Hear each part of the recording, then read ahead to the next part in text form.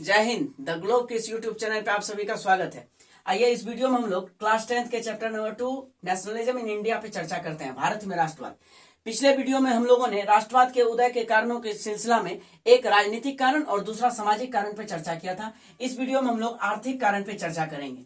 आर्थिक कारण कुछ यहाँ पे मैंने जो है मुख्य बातें यहाँ पे लिखा है, आप लोग इसे नोट कर सकते हैं। आइए चर्चा करते हैं।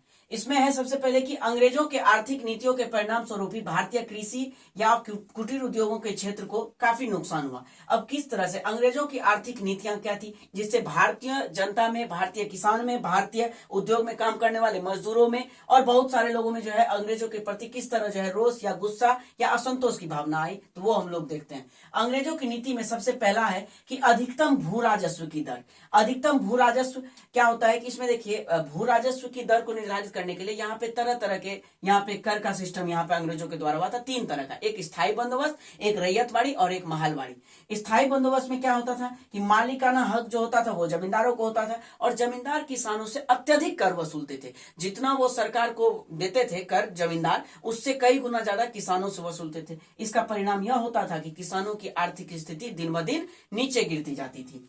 ये तो हो गया भू राजस्व। इस भू राजस्व का पहला स्थायी बंदोबस्त। अगर रैयतवाड़ी की चर्चा करें हम लोग, तो रैयतवाड़ी में किसानों को मालिकाना हक दिया गया, जमींदारों को हटा दिया गया। हालांकि कर की दर वही रही, कर की दर में कोई कमी नहीं की गई। महलवाड़ी में पूरे गांव से वसूला जाता था कर को। यह हम लोग आगे डिस्कस करेंगे और विस्तार से।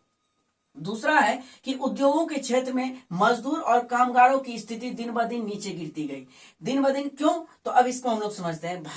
भारत में ब्रिटिश कभी भी उद्योगों को विकास करने के पक्ष में नहीं थी। उद्योगों को लगाना यहाँ नहीं चाहते थे। यहाँ इंडस्ट्रीज डेवलपमेंट के पक्ष में ब्रिटिश नहीं थे, क्योंकि अगर यहाँ पे इंडस्ट्रीज लग जाता तो यहीं पे सामान बन जाता, कच्चा माल यहीं से मिलता और यहीं पे आपको फिनिश गुड मिल जाता, हम लोगों को तैयार वस्तु मिल जाता। तो अंग्रेजों का फायदा इससे नहीं होता। तो अंग्रेज क्या करते थे कि भारत में बने कपड़े के निर्यात पर प्रतिबंध लगा दिया। एक तो यहाँ पे जो कपड़े बनते थे उस पर प्रतिबंध लगा दिया गया। दूसरा जो है इंग्लैंड से लाकर यहाँ पे कपड़ा बेचते थे। यहाँ से खरीद कर अगर वो मान लीजिए कि 10 रुपया में ले जाता था, तो वहां पर जाके तैयार करता था वस्तु और यहाँ पे वापस आने के बाद जो है उसी चीज को 10 गुना यानी कि 100 रुपया में उस चीज को बेच देता था, यानी कि 10 गुना फायदे के साथ उसको यहाँ पे बेचता था। तो इससे इंग्लैंड का फायदा होता था। तो आप लोग समझ ही सकते, जब इंग्लैंड का फायदा वहां पे बनाने के बाद भारत में बेचने से होता है, तो भारत में वो इंडस्ट्रीज क्यों लगाएगा। तो इसीलिए वो भारत में इंडस्ट्री लगाने के पक्ष में नहीं था। और एक चीज है आपको कि 1882 में 1882 में ये एग्जाम में पूछा जाता है कि सूती वस्त्र पर से आयात कर, यानी कि जो इंग्लैंड जो है यहाँ पर ये जो आयात होता था, भारत में इंग्लैंड से बना कर लाया जाता था और यहाँ पर जो आयात किया जाता था उस पर जो टैक्स लिया जाता था, उस टैक्स को खत्म कर दिया गया था 1882 में। सूती वस्त्र पर से आयात कर को अंग्रेजों के द्वारा खत्म कर दिया गया 1882 में। इस तरह से भारत में उद्योग का संपूर्ण विनाश कर दिया गया अंग्रेजों के द्वारा और भारत में बेरोजगारी जो है चरम पर पहुंच गई।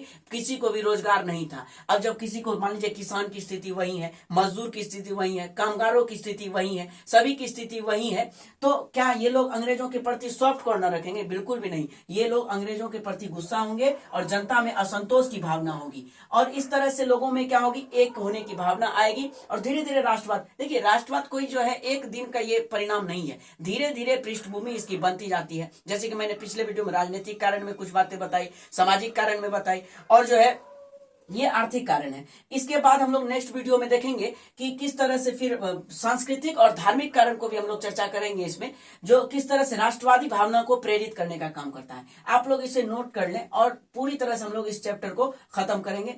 इस चैप्टर को नहीं बल्कि पूरे सोशल साइंस के जितने भी चैप्टर हैं, जितने भी सब्जेक्ट हैं, सभी को हम लोग एक सीरीज में खत्म करने वाले हैं। तो इस वीडियो में हम लोग इतना ही रखते हैं। फिर हम लोग नेक्स्ट वीडियो में किसी नए कारण के साथ मिलते हैं कि वो राष्ट्रवादी भावनाओं को किस तरह से प्रेरित करने का काम किया है। तो इस वीडियो में यहीं तक, फिर मिलते हैं हम लोग नेक्स्ट वीडियो में। तब तक के लिए जय हिंद।